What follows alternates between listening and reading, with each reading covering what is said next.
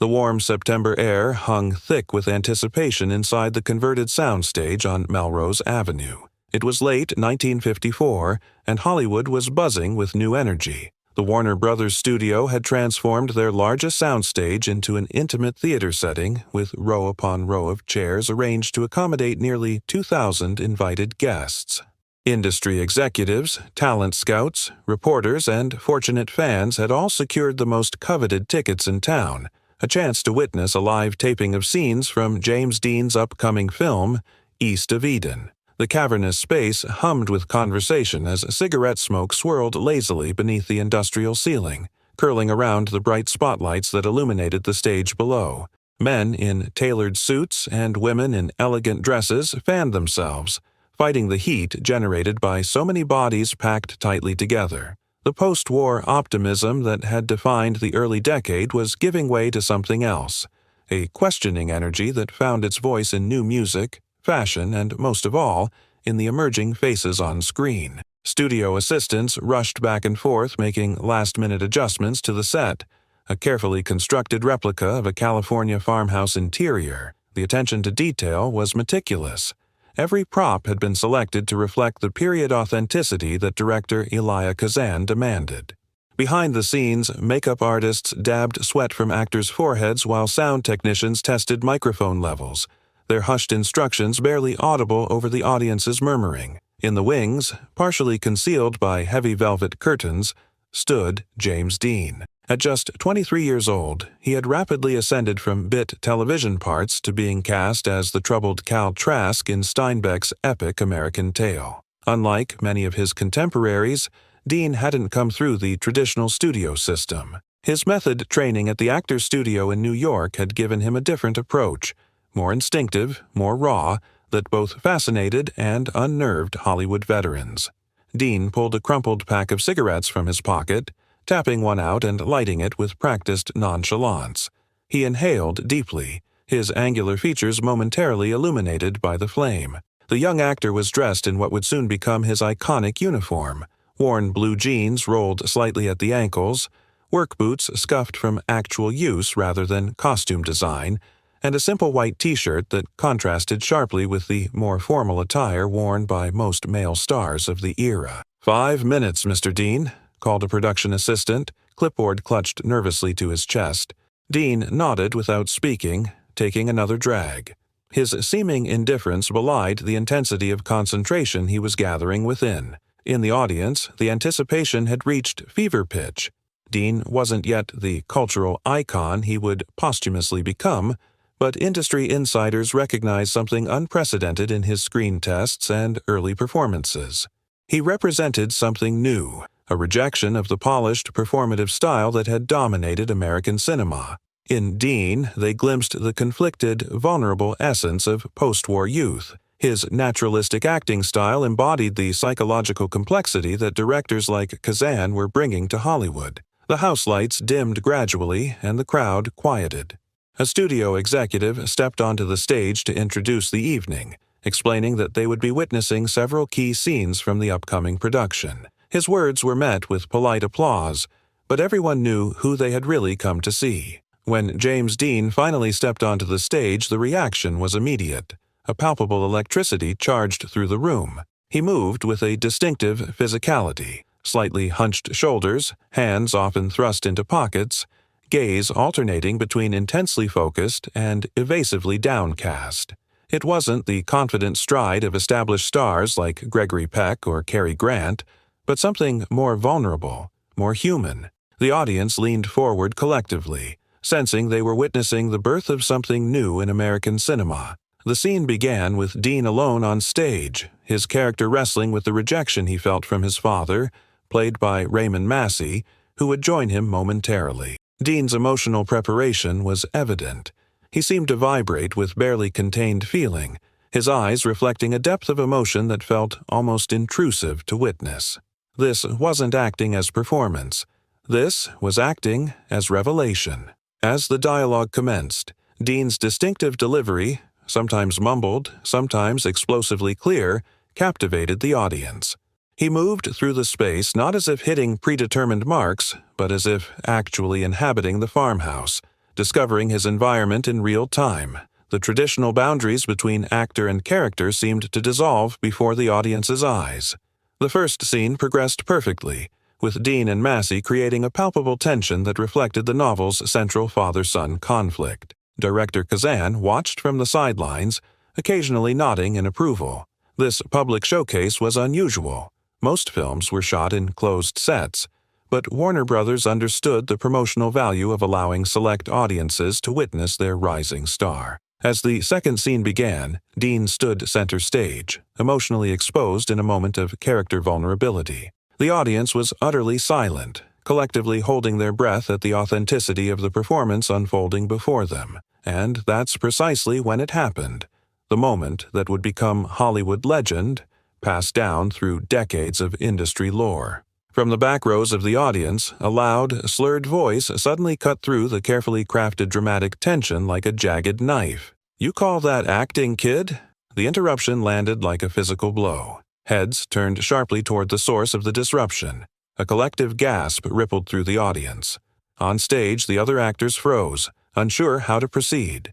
James Dean, however, remained perfectly still, his piercing gaze slowly lifting to locate the source of the voice. The calm intensity of his reaction was perhaps more unsettling than any outburst might have been. The meticulously controlled environment of the 1950s Hollywood soundstage had been breached, and no one, not the security personnel, not the studio executives, not the director, knew exactly what would happen next. The voice that had broken the sacred silence of the soundstage belonged to a man in his 40s, his once expensive suit now rumpled and stained. He swayed slightly as he stood, gripping the seat in front of him for balance.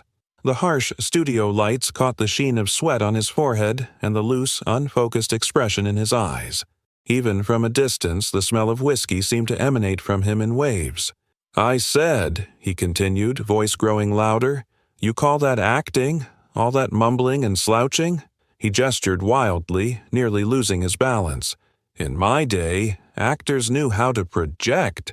A nervous ripple of whispers spread through the audience like wildfire. The 1950s entertainment industry operated under strict codes of professional conduct. Live sets were tightly controlled environments where disruptions simply didn't occur. The meticulous planning, the carefully crafted public image of stars, the studio system's iron grip on every aspect of production, all of it depended on maintaining perfect order and decorum. In the front row, studio executives shifted uncomfortably in their seats. Kazan, still standing in the wings, motioned urgently to security personnel stationed by the exits. Two uniformed men began making their way toward the disturbance, but the crowded rows slowed their progress. On stage, Raymond Massey's face had hardened into a mask of professional displeasure. The veteran actor took a half-step back, creating distance between himself and the unfolding situation. The other actors similarly withdrew, instinctively protecting their careers from association with the chaos. Only James Dean remained perfectly still, his posture shifting almost imperceptibly from the vulnerable slouch of his character to something more coiled and present. The transformation was subtle but unmistakable to those watching closely. His eyes narrowed as he studied the heckler with an almost clinical detachment. The drunk man continued his tirade, emboldened by the reaction he'd provoked. "Come on, pretty boy, show us some real acting. Not this method nonsense they're calling art these days." He attempted to take a step forward into the aisle but stumbled, catching himself on a nearby chair and knocking a woman's purse to the floor. The audience of 2,000 collectively held their breath. In 1954, America, public confrontations of this nature simply didn't happen in respectable venues. The rigid social codes of the post-war era demanded composure, particularly in professional settings. Many in attendance would later recall the almost physical tension that stretched across the room, the sense that they were witnessing something unprecedented and potentially explosive. From the back of the auditorium, a studio publicist frantically signaled to the photographer who had been documenting the event, drawing his finger across his throat in the universal sign to stop shooting. This was precisely the kind of uncontrolled moment that studios feared most, a potential publicity nightmare that could tarnish carefully constructed star images. The heckler, oblivious to the multiple levels of professional taboo he was breaking, continued his performance. You're supposed to be the next big thing, the future of Hollywood? He laughed, a harsh sound that echoed through the now silent auditorium. I've seen more convincing acting in high school plays. 2 rows behind him, a woman in a floral dress leaned toward her companion and whispered audibly, "That's Malcolm Reynolds. Used to be a supporting actor at Paramount until the drinking got him blacklisted." Indeed, those with longer memories in the industry recognize the heckler as a once promising character actor whose career had derailed spectacularly after a series of alcohol-fueled incidents on set. Reynolds had been absent from Hollywood circles for nearly 5 years. His appearance here, at one of the most exclusive industry events of the season, raised questions about who had provided his invitation. The security guards had finally reached Reynolds' row and were attempting to extract him with minimal disruption. "Sir, you need to come with us," one said firmly, gripping the man's elbow. Reynolds shook them off with surprising strength. "Don't touch me. I paid good money to see acting tonight, not this mumbling nonsense." He pointed accusingly at Dean, who remained unnervingly still on stage. "You think you're changing the game, kid? You're just hiding behind gimmicks because you can't deliver a line properly." The security guards exchanged glances, reluctant to create an even bigger scene by forcibly removing the man. The studio executives in the front row were now half standing, uncertain whether to order an immediate intervention or hope the situation would resolve itself. And then something unexpected happened. James Dean, who had not moved or spoken since the interruption began, suddenly shifted his weight forward. A collective intake of breath swept through the audience.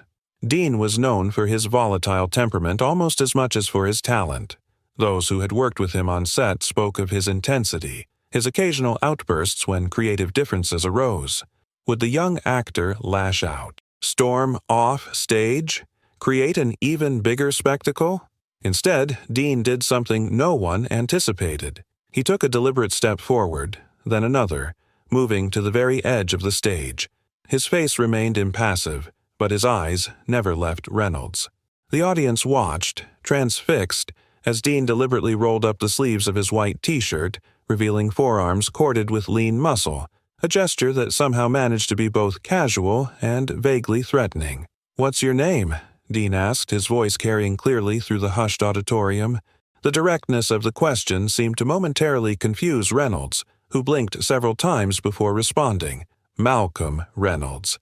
And I was in pictures when you were still in diapers, boy." Dean nodded, absorbing this information without reaction. Then, with the same deliberate calm, he asked, "And what exactly is your problem with my performance, Mr. Reynolds?" The formality and control in Dean's voice created an unexpected power shift. Suddenly, the drunk heckler seemed to be the one on unsteady ground. Reynolds sputtered, You're not acting. You're just being yourself up there. That's not craft." A faint smile, more a tightening of the lips than an expression of amusement, crossed Dean's face. "Interesting perspective," he said.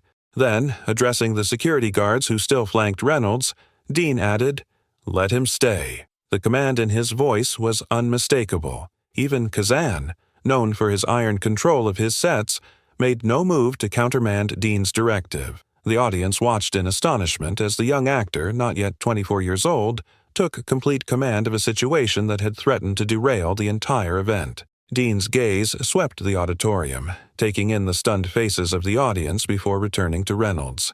"You think you know acting, Mr. Reynolds? You think what I'm doing up here is easy?"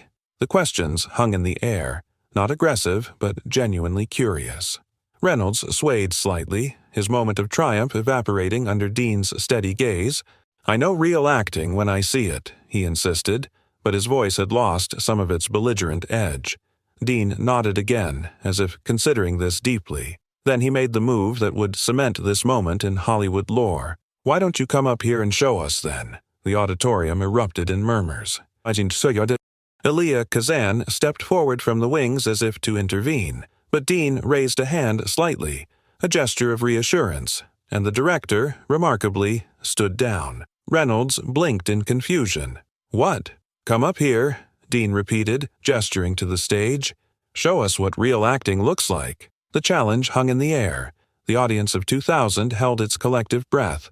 The studio executives looked horror-struck, but James Dean stood calmly at the edge of the stage, one hand extended toward the heckler, waiting to see what would happen next. For several heartbeats, the soundstage remained suspended in perfect silence. Malcolm Reynolds stared at Dean's outstretched hand as if it were a snake poised to strike. The audience watched the tableau with collective fascination. The poised young actor on stage, the disheveled heckler in the aisle. It was a confrontation between old Hollywood and new, between tradition and revolution, playing out before their eyes. "Well," Dean prompted, his voice carrying effortlessly through the hushed space, "you've got opinions. Let's see if you've got the talent to back them up." Reynolds' face flushed a deeper red.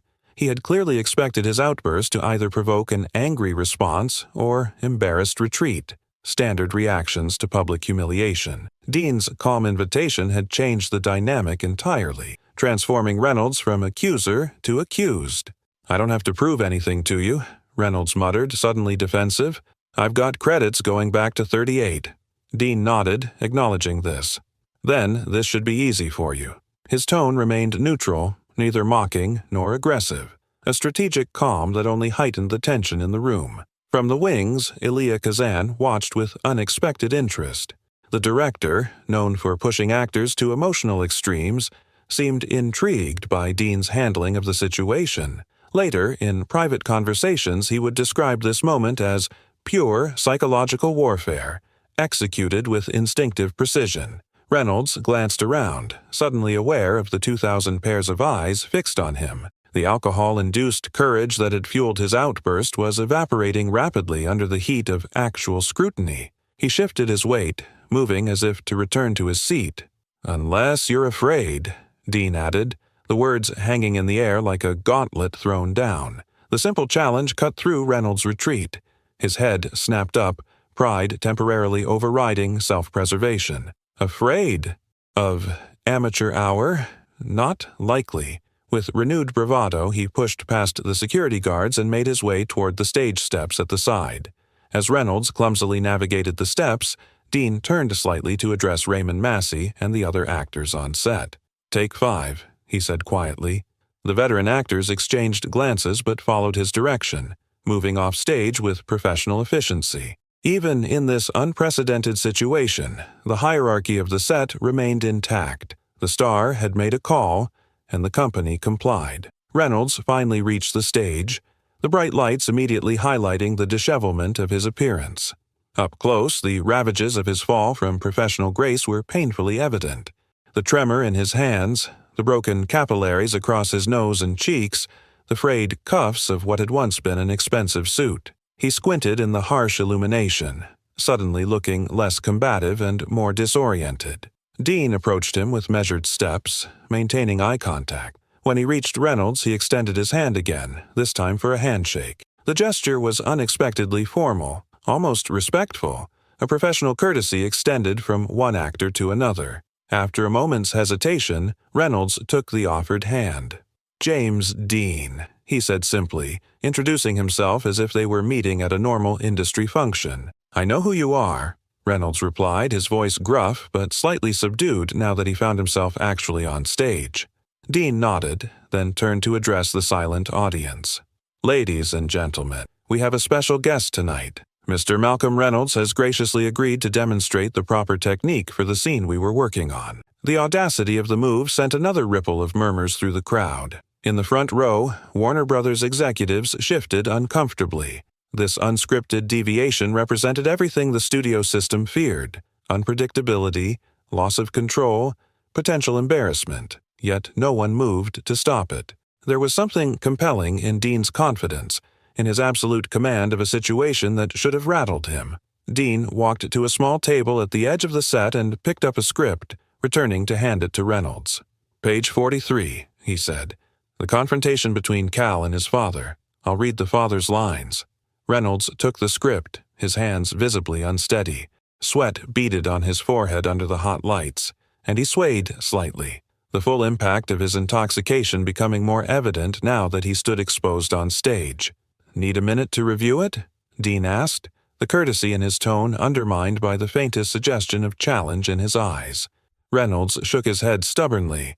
"I can cold read with the best of them." Dean gestured for him to take position. The audience watched, mesmerized as Reynolds attempted to compose himself, squaring his shoulders and trying to summon the presence that had once made him a working actor. He cleared his throat dramatically and glanced down at the script. "Whenever you're ready," Dean said, stepping back to give Reynolds the center of the stage, the position of focus and power.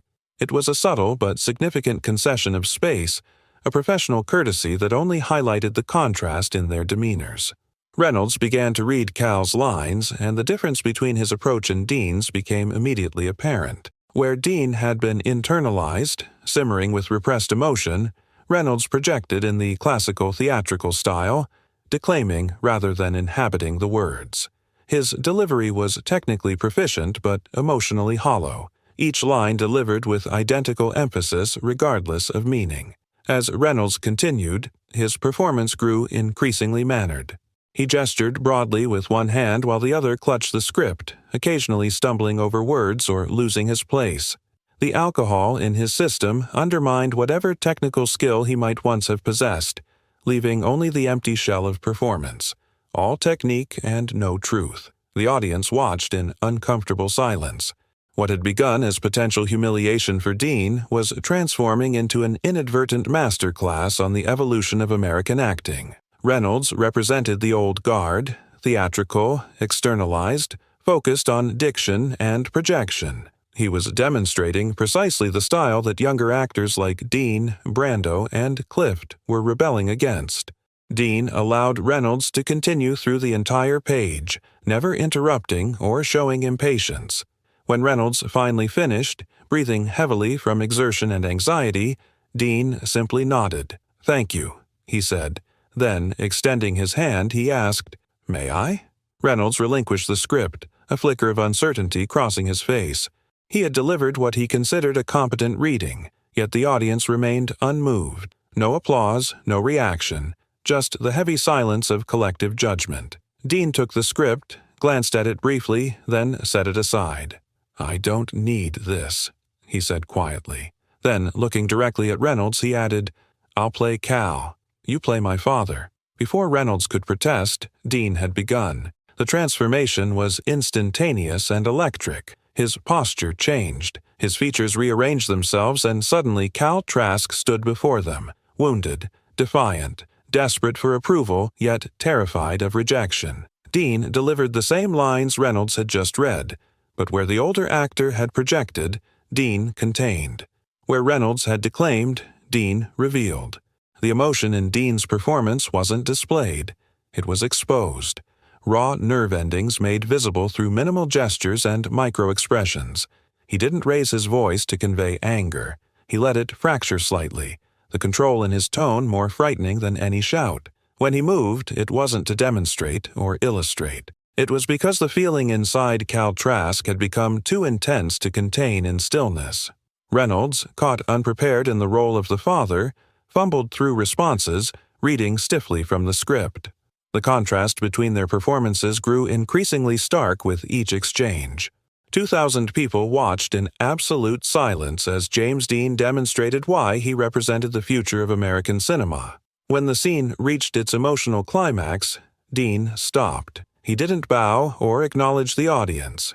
He simply stepped out of character, his body language shifting subtly as he returned to himself. The effect was like watching someone remove an invisible mask. Cal Trask disappeared, and James Dean stood in his place once more. For several seconds, no one moved or spoke. Then, starting from the back of the auditorium and rolling forward like a wave, applause erupted. It wasn't the polite, measured response of a typical studio audience. It was visceral, almost desperate, as if the viewers needed to physically express the emotional impact of what they had witnessed.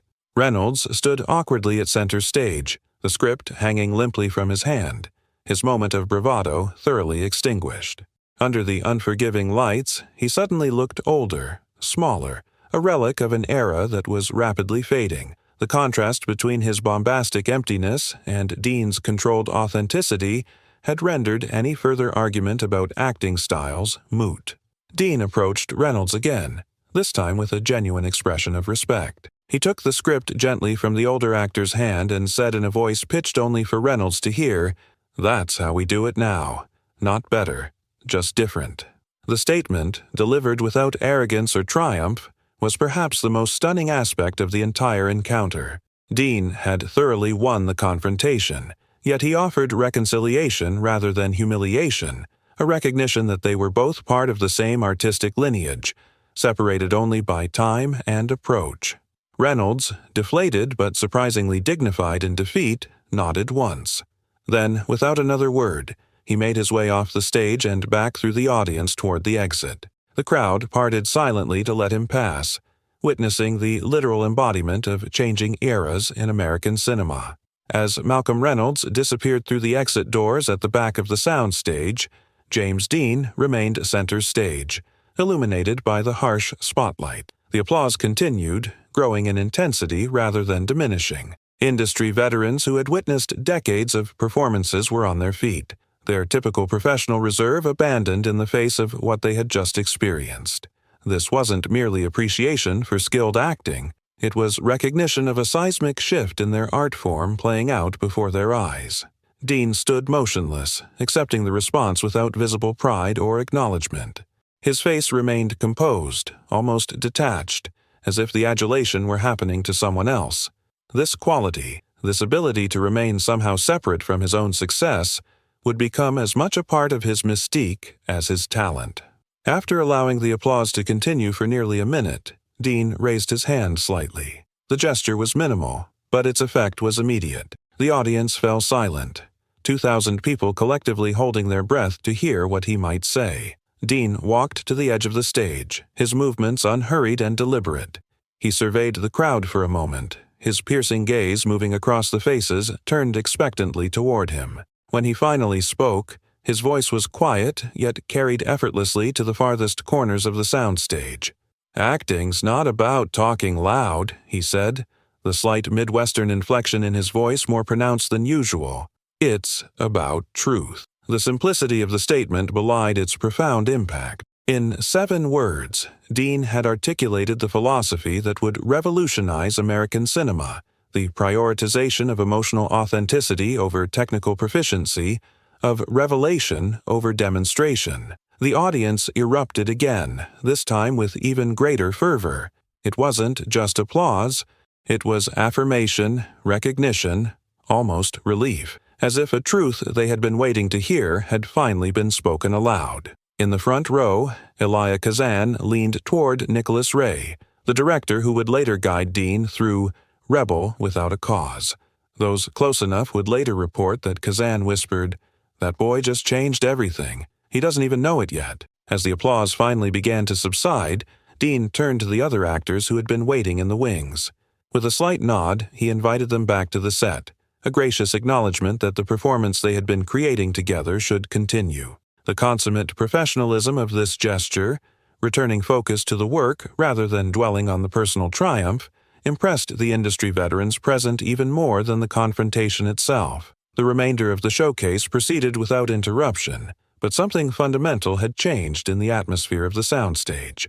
Each scene now carried additional weight, observed through the lens of the unplanned demonstration they had witnessed.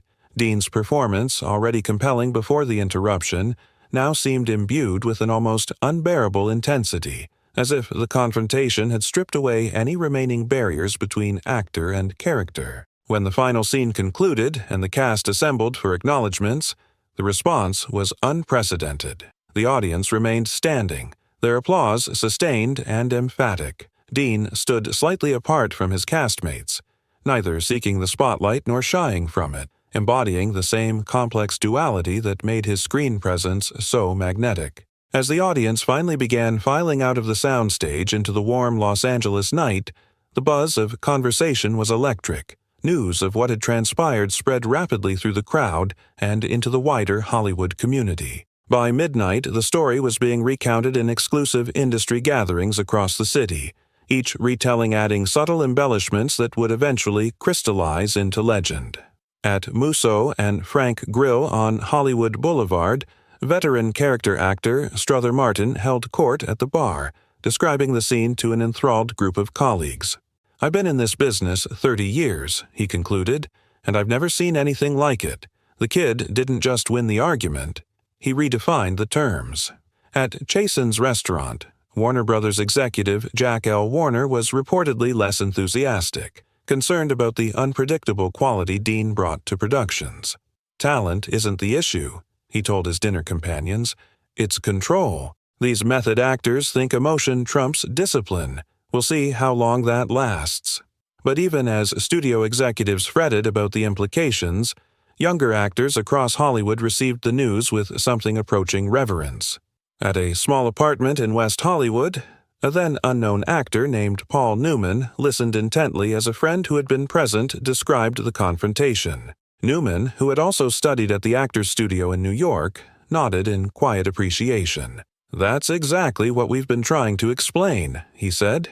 Dean just showed them instead of telling them. The incident crystallized something essential about James Dean that transcended his technical skill as an actor. In an era defined by conformity, when the studio system still maintained rigid control over its stars, Dean had demonstrated an authentic individuality that resonated deeply with post-war America, particularly its youth. His response to the heckler embodied qualities that the culture increasingly valued: calm defiance of authority, emotional authenticity, and the courage to break with tradition. The morning newspapers made no mention of the incident. The studio publicists had made sure of that, but it hardly mattered. In America of 1954, where respect, composure, and grit defined character, James Dean had shown all three while simultaneously challenging the established order. The seeming contradiction only enhanced his growing mystique. For Dean himself, the evening represented neither beginning nor culmination, but simply another moment in his relentless pursuit of artistic truth. Those who encountered him in the days following the incident reported that he never mentioned it, deflecting questions with the same quiet intensity he brought to his performances.